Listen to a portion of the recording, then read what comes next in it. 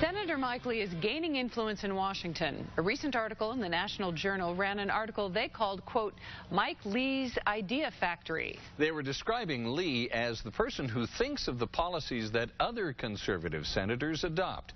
Senator Lee was in studio today talking with Fox 13's Max Roth.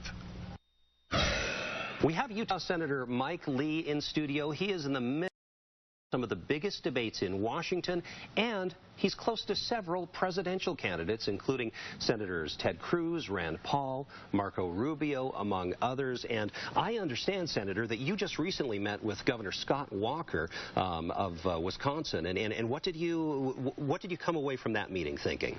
He's a good man. I really enjoyed my conversation with him. He's got some great ideas. And, you know, right now, I think it's important to focus not so much on the personalities as on the policies. And that's why we need an agenda. As Republicans, we need an agenda as we select our presidential candidate for 2016. It seems like in so many of the debates that are going on, you've written about the ideas behind them. You've even crafted legislation in the case of the Patriot Act here.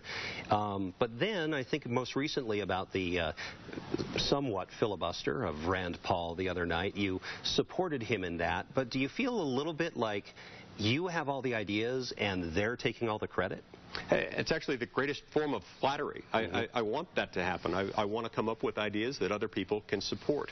And anytime that happens, that's good. That means the message is penetrating. It means that we're latching on to principles that are, in many cases, neither Republican or Democratic, not necessarily liberal or conservative. They're simply American ideals that resonate with the American people. You know, you say greatest form of flattery. You know the beginning of that quote, which is imitation is the greatest form of flattery.